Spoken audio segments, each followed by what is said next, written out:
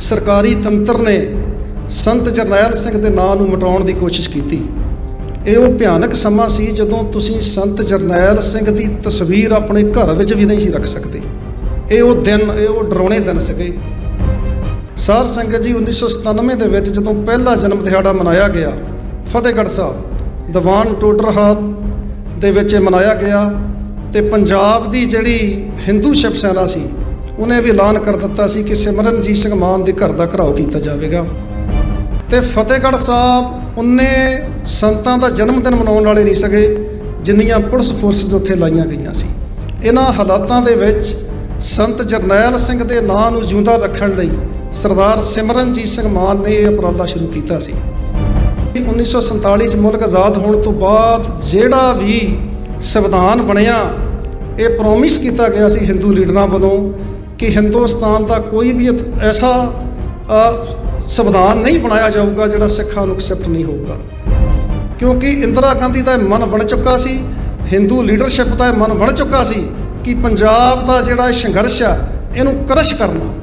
ਦਰਬਾਰ ਸਾਹਿਬ ਦੇ ਵਿੱਚ ਅਕਾਲ ਤਖਤ ਸਾਹਿਬ ਤੇ ਸੰਤ ਜਰਨੈਲ ਸਿੰਘ ਸਨ, ਬਾਕੀ ਗੁਰਦੁਆਰਿਆਂ ਦੇ ਵਿੱਚ ਤਾਂ ਉਹ ਨਹੀਂ ਸਨ। 37 ਗੁਰਦੁਆਰੇ ਹੋਰ ਵੀ ਇਹਨਾਂ ਨੇ ਰੱਖੇ। 1992-93 ਤੋਂ ਬਾਅਦ ਜਦੋਂ ਉਸ ਸਮੇਂ ਦੇ ਜ਼ਾਲਮ ਚੀਫ ਮਿਨਿਸਟਰ KPS ਗਿੱਲ ਨੇ ਸਾਡੀ ਜੁਝਾਰੂ ਮੂਵਮੈਂਟ ਨੂੰ ਖਤਮ ਕੀਤਾ, ਸਾਡੇ ਨੌਜਵਾਨ ਬੱਚਿਆਂ ਨੂੰ, ਸਾਡੀਆਂ ਭੈਣਾਂ ਭਰਾਵਾਂ ਮਾਤਾਵਾਂ ਨੂੰ ਬੇਇੱਜ਼ਤ ਕੀਤਾ ਥਾਣਿਆਂ ਦੇ ਵਿੱਚ। ਪਰਮ ਸਤਿਕਾਰਯੋਗ ਗੁਰੂ ਰੂਪ ਸਾਧ ਸੰਗਤ ਜੀ, ਸਮੂਹ ਗੁਰਦੁਆਰਾ ਪ੍ਰਬੰਧਕ ਕਮੇਟੀ ਅਤੇ ਪੰਥਕ ਜਥੇਬੰਦੀਆਂ ਦੇ ਨੁਮਾਇੰਦਾਗਾਰ, ਵਾਹਿਗੁਰੂ ਜੀ ਕਾ ਖਾਲਸਾ ਵਾਹਿਗੁਰੂ ਜੀ ਕੀ ਫਤਿਹ। ਅੱਜ ਬੜਾ ਮੁਬਾਰਕ ਭਰਿਆ ਦਿਹਾੜਾ ਆ ਕਿ ਆਪਾਂ ਸੰਤ ਜਰਨੈਲ ਸਿੰਘ ਖਾਲਸਾ ਭਿੰਡਰਾਂ ਵਾਲਿਆਂ ਦਾ ਜਨਮ ਦਿਹਾੜਾ ਮਨਾ ਰਹੇ ਹਾਂ। ਅੱਜ ਸੰਤ ਜਰਨੈਲ ਸਿੰਘ ਦੀ ਗੱਲ ਦੁਨੀਆ ਦੇ ਕੋਨੇ-ਕੋਨੇ ਵਿੱਚ ਸਿੱਖਾਂ ਦੇ ਮਨਾਂ ਵਿੱਚ ਕਿਉਂ ਘਰ ਕਰਕੇ ਬੈਠੀ ਆ। ਤਕਰੀਬਨ ਆਪਾਂ ਸਾਰੇ ਭਲੀ ਭਾਂਤ ਜਾਣੂ ਹੈ। ਉਹਨਾਂ ਨੇ ਪੰਜਾਬ ਦੇ ਹੱਕਾਂ ਲਈ ਜਿੱਥੇ ਵੱਡੀ ਲੜਾਈ ਲੜੀ, ਉੱਥੇ ਉਹਨਾਂ ਨੇ ਧਰਮ ਦਾ ਪ੍ਰਚਾਰ ਵੀ ਬਹੁਤ ਵੱਡੇ ਪੱਧਰ 'ਤੇ ਕੀਤਾ ਅਤੇ ਸਰਕਾਰੀ ਜ਼ੁਲਮ ਦਾ ਟਾਕਰਾ ਵੀ ਕੀਤਾ। ਸਰ ਸੰਗਤ ਜੀ, ਮੈਂ ਬਰੀਫਲੀ ਆਪਣੀ ਗੱਲ ਕਰਨ ਦੀ ਕੋਸ਼ਿਸ਼ ਕਰਾਂਗਾ ਕਿਉਂਕਿ ਪੰਥ ਦੇ ਹੋਰ ਬੁਲਾਰੇ ਉਹਨਾਂ ਨੇ ਵੀ ਬੋਲਣਾ। ਸਰ ਸੰਗਤ ਜੀ, 1992-93 ਤੋਂ ਬਾਅਦ ਜਦੋਂ ਉਸ ਸਮੇਂ ਦੇ ਜ਼ਾਲਮ ਚੀਫ ਮਿਨਿਸਟਰ KPS ਗਿੱਲ ਨੇ ਸਾਡੀ ਜੁਝਾਰੂ ਮੂਵਮੈਂਟ ਨੂੰ ਖਤਮ ਕੀਤਾ, ਸਾਡੇ ਨੌਜਵਾਨ ਬੱਚਿਆਂ ਨੂੰ, ਸਾਡੀਆਂ ਭੈਣਾਂ ਭਰਾਵਾਂ ਮਾਤਾਵਾਂ ਨੂੰ ਬੇਇੱਜ਼ਤ ਕੀਤਾ ਥਾਣਿਆਂ ਦੇ ਵਿੱਚ।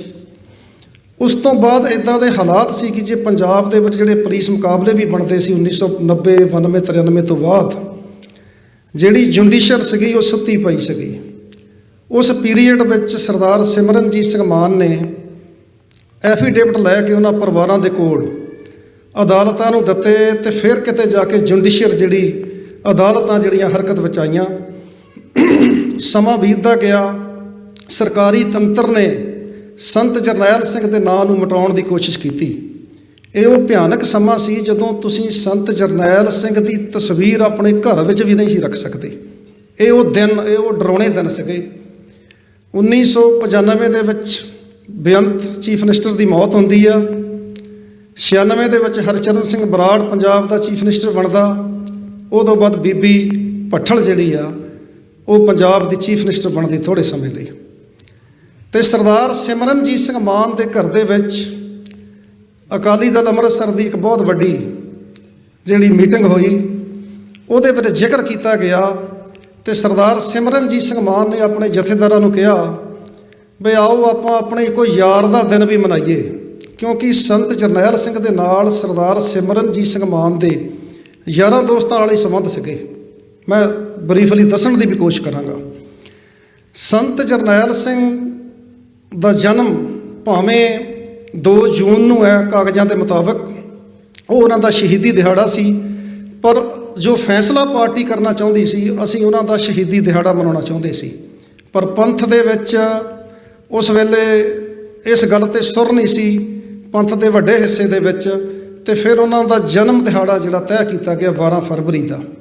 ਸਾਧ ਸੰਗਤ ਜੀ, 1997 ਦੇ ਵਿੱਚ ਜਦੋਂ ਪਹਿਲਾ ਜਨਮ ਦਿਹਾੜਾ ਮਨਾਇਆ ਗਿਆ ਫਤਿਹਗੜ੍ਹ ਸਾਹਿਬ ਦੀਵਾਨ ਟੋਡਰ ਹਾਲ ਦੇ ਵਿੱਚ ਮਨਾਇਆ ਗਿਆ, ਤੇ ਪੰਜਾਬ ਦੀ ਜਿਹੜੀ ਹਿੰਦੂ ਸ਼ਿਵ ਸੈਨਾ ਸੀ ਉਹਨੇ ਵੀ ਐਲਾਨ ਕਰ ਦਿੱਤਾ ਸੀ ਕਿ ਸਿਮਰਨਜੀਤ ਸਿੰਘ ਮਾਨ ਦੇ ਘਰ ਦਾ ਘਿਰਾਓ ਕੀਤਾ ਜਾਵੇਗਾ। ਤੇ ਤੁਸੀਂ ਯਕੀਨ ਕਰੋ ਕਿ ਜੇ ਉਸ ਟਾਈਮ ਜਥੇਦਾਰ ਅਕਾਲੀ ਦਲ ਅੰਮ੍ਰਿਤਸਰ ਦੇ ਰਾਤ ਨੂੰ ਪੋਸਟਰ ਲਾਉਂਦੇ ਸੀ ਤਾਂ ਦਿਨ ਨੂੰ ਪੁਲਿਸ ਲਾ ਦਿੰਦੀ ਸੀਗੀ। ਤੇ ਜਿਨ੍ਹਾਂ ਨੇ ਪੋਸਟਰ ਛਾਪੇ, ਜਿਨ੍ਹਾਂ ਨੇ ਬੈਨਰ ਛਾਪੇ, ਸਾਰਿਆਂ ਤੇ ਮੁਕੱਦਮੇ ਦਰਜ ਹੋਏ। ਤੇ ਫਤਿਹਗੜ੍ਹ ਸਾਹਿਬ ਉਹਨੇ ਸੰਤਾਂ ਦਾ ਜਨਮ ਦਿਨ ਮਨਾਉਣ ਵਾਲੇ ਨਹੀਂ ਸਕੇ ਜਿੰਨੀਆਂ ਪੁਲਿਸ ਫੋਰਸਿਸ ਉੱਥੇ ਲਾਈਆਂ ਗਈਆਂ ਸੀ। ਇਹਨਾਂ ਹਾਲਾਤਾਂ ਦੇ ਵਿੱਚ ਸੰਤ ਜਰਨੈਲ ਸਿੰਘ ਦੇ ਨਾਂ ਨੂੰ ਜਿਉਂਦਾ ਰੱਖਣ ਲਈ ਸਰਦਾਰ ਸਿਮਰਨਜੀਤ ਸਿੰਘ ਮਾਨ ਨੇ ਇਹ ਉਪਰਾਲਾ ਸ਼ੁਰੂ ਕੀਤਾ ਸੀ। ਜਿੱਥੋਂ ਤੱਕ ਸੰਤ ਜਰਨੈਲ ਸਿੰਘ ਦੇ ਜੀਵਨ ਦੀ ਗੱਲ ਹੈ, ਆਪਾਂ ਸਾਰਿਆਂ ਨੂੰ ਪਤਾ ਕਿ ਉਹਨਾਂ ਨੇ ਧਰਮ ਦੇ ਪੱਖੋਂ, ਉਹਨਾਂ ਨੇ ਪੰਜਾਬ ਦੇ ਹੱਕਾਂ ਲਈ, ਮੈਂ ਸਹਿਮਤ ਹਾਂ ਕਿ ਜਿੱਥੇ ਫਤਿਹਗੜ੍ਹ ਸਾਹਿਬ ਦੇ ਵਿੱਚ ਹਰੇਕ ਵਾਰ ਉਹਨਾਂ ਦਾ ਜਨਮ ਦਿਹਾੜਾ ਮਨਾ ਕੇ ਕੌਮ ਦੀ ਆਜ਼ਾਦੀ ਨੂੰ ਸਮਰਪਿਤ ਕੀਤਾ ਜਾਂਦਾ, ਇਸ ਵਾਰ ਇਹ ਦਿਹਾੜਾ ਆਪਾਂ ਇੱਥੇ ਵਾਲਾ ਵੀ ਤੇ ਫਤਿਹਗੜ੍ਹ ਸਾਹਿਬ ਵਾਲਾ ਵੀ ਕਿਸਾਨੀ ਸੰਘਰਸ਼ ਨੂੰ ਸਮਰਪਿਤ ਕਰੀਏ। ਕਿਉਂਕਿ ਜੇ ਤੁਸੀਂ ਅਨੰਦਪੁਰ ਸਾਹਿਬ ਦਾ ਜਿਹੜਾ ਮਤਾ ਦੇਖੋਗੇ, ਉਹਦੀ 5 ਨੰਬਰ ਪੁਆਇੰਟ ਆ ਉਹਦੇ ਤੇ ਕਲੀਅਰ ਲਿਖਿਆ ਹੋਇਆ ਸੀਗਾ ਕਿ ਜਿਹੜਾ, ਕਿਉਂਕਿ ਸਾਡੀਆਂ 2 ਫਸਲਾਂ ਜਿਹੜੀਆਂ ਝੋਨਾ ਤੇ ਕਣਕ ਅਸੀਂ ਪੈਦਾ ਕਰਦੇ ਪੰਜਾਬ ਦੇ ਵਿੱਚ, ਉਹਦੇ ਵਿੱਚ ਕਲੀਅਰ ਕੀਤਾ ਗਿਆ ਸੀਗਾ ਕਿ ਜਿਹੜੀ ਪੰਜਾਬ ਦਾ ਝੋਨਾ ਤੇ ਕਣਕ ਆ ਉਹਦੀ ਕੀਮਤ ਪੰਜਾਬ ਸਰਕਾਰ ਹੀ ਤੈਅ ਕਰੂਗੀ।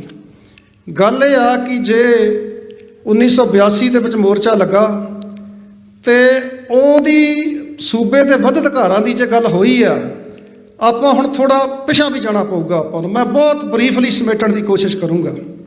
1947 ਤੋਂ ਪਹਿਲਾਂ ਆਪਣੀ ਆਜ਼ਾਦ ਬਾਦਸ਼ਾਹੀ, ਮੈਂ ਜਦੋਂ ਪਾਕਿਸਤਾਨ, ਮੈਨੂੰ 3 ਵਾਰ ਜਾਣ ਦਾ ਮੌਕਾ ਮਿਲਿਆ, ਮੈਂ ਜਦੋਂ ਜਿਹੜਾ ਲਾਹੌਰ ਦਾ ਆਲਾ ਦੁਆਲਾ ਸੀ ਉੱਥੇ ਬਹੁਤ ਅਮੀਰ ਸਿੱਖ ਵਸਦਾ ਸੀ ਕਿਉਂਕਿ ਥੋੜਾ ਰਾਜ ਭਾਗ ਸੀ ਲਾਹੌਰ ਦੇ ਦੁਆਲੇ। ਜਦੋਂ ਅੱਜ ਵੀ ਸਰਦਾਰਾਂ ਦੀਆਂ ਅਟਾਰੀਆਂ ਜਾ ਕੇ ਵੇਖੀ ਦੀਆਂ ਤੇ ਮਨ ਨੂੰ ਬੜਾ ਵੱਡੀ ਖੋਹ ਪੈਂਦਾ ਕਿ ਐਡੀਆਂ ਵੱਡੀਆਂ ਅਟਾਰੀਆਂ, ਐਡੀ ਵੱਡੀ ਬਾਦਸ਼ਾਹੀ ਜਿਹੜੀ ਆ ਬੜੇ ਵੱਡੇ ਧੋਖੇ ਦੇ ਤਹਿਤ ਅਸੀਂ ਹਿੰਦੁਸਤਾਨ ਦੇ ਝੋਲੀ ਦੇ ਵਿੱਚ ਪਾ ਦਿੱਤੀ। ਸਾਧ ਸੰਗਤ ਜੀ, 1947 'ਚ ਮੁਲਕ ਆਜ਼ਾਦ ਹੋਣ ਤੋਂ ਬਾਅਦ ਜਿਹੜਾ ਵੀ ਸੰਵਿਧਾਨ ਬਣਿਆ, ਇਹ ਪ੍ਰੋਮਿਸ ਕੀਤਾ ਗਿਆ ਸੀ ਹਿੰਦੂ ਲੀਡਰਾਂ ਵੱਲੋਂ ਕਿ ਹਿੰਦੁਸਤਾਨ ਦਾ ਕੋਈ ਵੀ ਐਸਾ ਸੰਵਿਧਾਨ ਨਹੀਂ ਬਣਾਇਆ ਜਾਊਗਾ ਜਿਹੜਾ ਸਿੱਖਾਂ ਨੂੰ ਐਕਸੈਪਟ ਨਹੀਂ ਹੋਊਗਾ। ਜਦੋਂ ਬਣਾਇਆ ਗਿਆ, ਜਿਹੜੇ ਆਪਣੇ 2 ਸਿੱਖ ਨੁਮਾਇੰਦੇ ਸੀਗੇ, ਸਰਦਾਰ ਭੁਪਿੰਦਰ ਸਿੰਘ ਮਾਨ ਤੇ ਹੁਕਮ ਸਿੰਘ, ਉਹ ਦੋਨੇ ਵਾਕਆਊਟ ਕਰ ਗਏ। ਜਦੋਂ ਉਹਨੇ ਕਿਹਾ ਤੁਸੀਂ ਤਾਂ ਜਿਹੜੀਆਂ ਗੱਲਾਂ ਸਾਡੇ ਨਾਲ ਕੀਤੀਆਂ ਉਹ ਸੰਵਿਧਾਨ ਦੇ ਵਿੱਚ ਹੀ ਨਹੀਂ ਸੀਗੀਆਂ। ਉਸ ਤੋਂ ਬਾਅਦ ਪੰਜਾਬੀ ਮੋਰਚੇ ਦੀ ਗੱਲ ਚੱਲੀ। ਮੈਂ ਕਹਿੰਦਾ ਜੇ ਪੀਸਫੁਲ ਮੋਰਚੇ ਲਾਉਣੇ ਸਿੱਖਣੇ ਨੇ ਕਿਸੇ ਨੇ, ਤਾਂ ਉਹ ਸਿੱਖ ਕੌਮ ਦੱਸ ਸਕਦੀ ਹੈ ਕਿ ਪੀਸਫੁਲ ਮੋਰਚੇ ਕਿਵੇਂ ਲਾਉਣੇ ਨੇ। ਇਹਦਾ ਮਤਲਬ ਇਹ ਨਹੀਂ ਕਿ ਸਿੱਖਾਂ ਨੂੰ ਹਥਿਆਰ ਚਲਾਉਣੇ ਭੁੱਲ ਗਏ ਨੇ। ਹਥਿਆਰ ਅਸੀਂ ਆਪਣੇ ਕਾਲਜੇ ਨਾਲ ਲਾ ਕੇ ਰਾਤ ਨੂੰ ਵੀ ਸੌਂਦੇ ਹਾਂ। ਇਹਦਾ ਮਤਲਬ ਇਹ ਨਹੀਂ ਹੈ ਜੇ ਸਾਡੇ ਇਸ ਸੋਹਣੇ ਮੁਲਕ, ਜਿਸ ਮੁਲਕ ਨੂੰ ਅਸੀਂ ਅਡਾਪਟ ਕਰਕੇ ਬੈਠੇ ਹਾਂ, ਜੇ ਅਮਰੀਕਾ ਦੀ ਆਜ਼ਾਦੀ ਨਿਕਲੀ ਆ ਉਹ ਵੀ ਹਥਿਆਰਾਂ 'ਚੋਂ ਨਿਕਲੀ ਸੀ। ਇਹਦਾ ਮਤਲਬ ਇਹ ਨਹੀਂ ਹੈਗਾ ਕਿ ਸਿੱਖਾਂ ਨੇ ਕੋਈ ਪੱਖ ਛੱਡ ਦਿੱਤਾ ਆ। ਪਰ ਜੇ ਪੀਸਫੁਲ ਮੂਵਮੈਂਟਾਂ ਚਲਾਉਣੀਆਂ ਸਿੱਖਣੀਆਂ ਕਿਸੇ ਨੇ ਤਾਂ ਉਹ ਸਿੱਖਾਂ ਤੋਂ ਸਿੱਖ ਸਕਦਾ, ਕਿਉਂਕਿ ਉਸ ਪੰਜਾਬੀ ਮੋਰਚਾ ਜਿਹੜਾ ਲੱਗਾ ਉਹ ਵੀ ਪੀਸਫੁਲ ਸੀ। ਜੇ ਸਾਡਾ 82 ਦਾ ਮੋਰਚਾ ਲੱਗਾ, ਧਰਮ ਯੁੱਧ ਮੋਰਚਾ ਲੱਗਾ, ਉਹ ਵੀ ਪੀਸਫੁਲ ਸੀਗਾ। ਅੱਜ ਸਾਡੇ ਬਹੁਤ ਵੀਰ ਜਿਹੜੇ ਨੇ ਇਹ ਕਹਿ ਦਿੰਦੇ ਨੇ ਕਿ ਸੰਤ ਜਰਨੈਲ ਸਿੰਘ ਜੇ ਉੱਥੇ ਨਾ ਹੁੰਦੇ।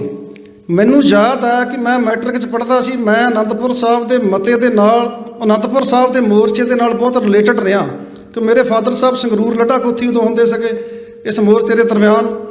ਉਹ ਐਡਾ ਪੀਸਫੁਲ ਮੋਰਚਾ ਸੀਗਾ, ਜਿਹਨੂੰ ਇਹਨਾਂ ਨੇ ਨਾ ਵੀ ਸੰਤ ਜਰਨੈਲ ਸਿੰਘ ਦਰਬਾਰ ਸਾਹਿਬ ਹੁੰਦੇ, ਇਹਨਾਂ ਦਾ ਮਨ ਇੱਕ ਬਣਿਆ ਹੋਇਆ ਸੀ ਉਹਨੂੰ ਕ੍ਰਸ਼ ਕਰਨਾ। ਕੋਈ 60,000 ਸਿੱਖ ਜਿਹੜਾ ਪੰਜਾਬ ਦੀਆਂ ਜੇਲ੍ਹਾਂ ਦੇ ਵਿੱਚ ਗਿਆ, ਨਾ ਇਹਨਾਂ ਕੋਲ ਕੋਈ ਜੇਲ੍ਹ ਬਚੀ, ਨਾ ਇਹਨਾਂ ਦੇ ਕੋਲ ਕੋਈ ਕਿਲ੍ਹਾ ਬਚਿਆ, ਕੋਈ ਜਗ੍ਹਾ ਐਸੀ ਨਹੀਂ ਬਚੀ ਜਿਹੜੀ ਤੁਸੀਂ ਪੀਸਫੁਲ ਸੰਘਰਸ਼ ਦੇ ਨਾਲ ਨਾ ਭਰੀ ਹੋਵੇ। ਕਿਉਂਕਿ ਇੰਦਰਾ ਗਾਂਧੀ ਦਾ ਮਨ ਬਣ ਚੁੱਕਾ ਸੀ, ਹਿੰਦੂ ਲੀਡਰਸ਼ਿਪ ਦਾ ਮਨ ਬਣ ਚੁੱਕਾ ਸੀ ਕਿ ਪੰਜਾਬ ਦਾ ਜਿਹੜਾ ਸੰਘਰਸ਼ ਆ ਇਹਨੂੰ ਕ੍ਰਸ਼ ਕਰਨਾ। ਦਰਬਾਰ ਸਾਹਿਬ ਦੇ ਵਿੱਚ ਅਕਾਲ ਤਖਤ ਸਾਹਿਬ ਤੇ ਸੰਤ ਜਰਨੈਲ ਸਿੰਘ ਸਨ, ਬਾਕੀ ਗੁਰਦੁਆਰਿਆਂ ਦੇ ਵਿੱਚ ਤਾਂ ਉਹ ਨਹੀਂ ਸਨ। 37 ਗੁਰਦੁਆਰੇ ਹੋਰ ਵੀ ਇਹਨਾਂ ਨੇ ਰੱਖੇ। ਸੋ ਜਿੱਥੋਂ ਤੱਕ ਗੱਲ ਅੱਜ ਕਿਸਾਨੀ ਸੰਘਰਸ਼ ਦੀ ਖੜੀ ਆ, ਸਰ ਸੰਗਤ ਜੀ, ਕਦੇ ਆਪਾਂ ਸੋਚਿਆ ਕਿ 1984 ਤੋਂ ਬਾਅਦ ਮਿਲੀਅਨਸ ਆਫ ਡਾਲਰ ਜਿਹੜੇ ਸਾਡੇ ਬਾਹਰਲੇ ਮੁਲਕਾਂ ਦੇ ਪ੍ਰੋਟੈਸਟਾਂ ਤੇ ਲੱਗੇ, ਕੀਮਤੀ ਸਾਡੀਆਂ ਜਾਨਾਂ ਗਈਆਂ, ਅੱਜ ਵੀ ਜਾ ਰਹੀਆਂ। ਅੱਜ ਕਿਸਾਨੀ ਸੰਘਰਸ਼ ਦੇ ਵਿੱਚ 200 ਲਾਸ਼ਾਂ ਸਾਡੀਆਂ ਪੰਜਾਬ ਗਈਆਂ। ਕੀ ਸਾਡਾ ਆਜ਼ਾਦ ਦੇਸ਼ ਹੁੰਦਾ ਸਾਡਾ ਆਜ਼ਾਦ ਨੇਸ਼ਨ ਹੁੰਦਾ, ਨਾ ਸਾਡੀਆਂ ਜਾਨਾਂ ਜਾਂਦੀਆਂ।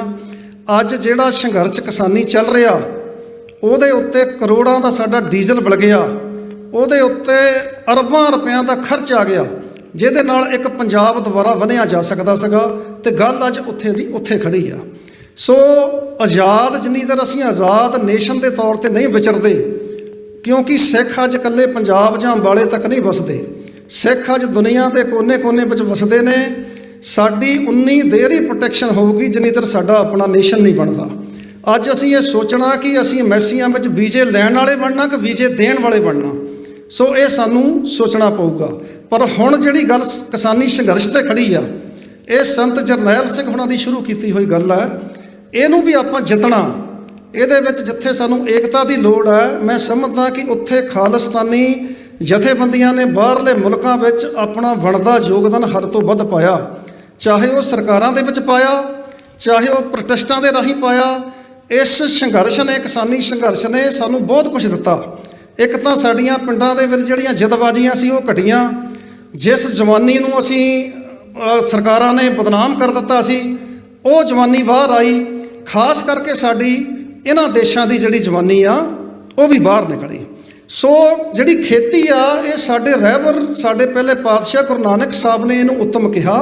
ਖੇਤੀ ਪੰਜਾਬ ਦੀ ਰੀੜ੍ਹ ਦੀ ਹੱਡੀ ਆ, ਇਹਨੂੰ ਅਸੀਂ ਕਦੇ ਵੀ ਪਿਛਾ ਨਹੀਂ ਕਰ ਸਕਦੇ। ਸੋ ਸੰਤ ਜਰਨੈਲ ਸਿੰਘ ਦਾ ਜਿਹੜਾ ਸੁਪਨਾ ਸੀਗਾ, ਭਾਵੇਂ 1982 ਤੋਂ ਪਹਿਲਾਂ ਪੰਜਾਬ ਦੇ ਵੱਧ ਅਧਿਕਾਰਾਂ ਦੀ ਗੱਲ ਕੀਤੀ। ਸਾਧ ਸੰਗਤ ਜੀ, ਜਦੋਂ ਤੁਹਾਡਾ ਕਾਲ ਤਖਤ ਸਭ ਢਾਹ ਦਿੱਤਾ ਗਿਆ, ਤੁਹਾਡੀ ਜਵਾਨੀ ਖਤਮ ਕਰ ਦਿੱਤੀ ਗਈ, ਤੁਹਾਡਾ ਜੈਨੋਸਾਈਡ ਕਰ ਦਿੱਤਾ ਗਿਆ, ਇੱਜ਼ਤਾਂ ਬੇਪਤ ਕਰ ਦਿੱਤੀਆਂ ਗਈਆਂ, ਹੁਣ ਇਸ ਦੇਸ਼ ਨਾਲ ਰਹਿਣ ਦਾ ਤਾਂ ਕੋਈ ਮਤਲਬ ਹੀ ਨਹੀਂ ਰਹਿ ਗਿਆ ਹੈਗਾ। ਸੋ ਆਪਾਂ ਆਪਣੀ ਆਜ਼ਾਦੀ ਵੱਲ ਨੂੰ ਵਧੀਏ, ਪੀਸਫੁਲ ਤਰੀਕੇ ਨਾਲ ਵਧੀਏ। ਜਦੋਂ ਅਸੀਂ ਪੀਸਫੁਲ ਤਰੀਕੇ ਨਾਲ ਇਸ ਆਜ਼ਾਦੀ ਦੀ ਗੱਲ ਇਹਨਾਂ ਦੇਸ਼ਾਂ ਦੇ ਸਿਸਟਮ 'ਚ ਕਰਦੇ ਹਾਂ, ਇਹ ਆਪਣੀ ਗੱਲ ਬੜੇ ਧਿਆਨ ਨਾਲ ਸੁਣਦੇ ਨੇ।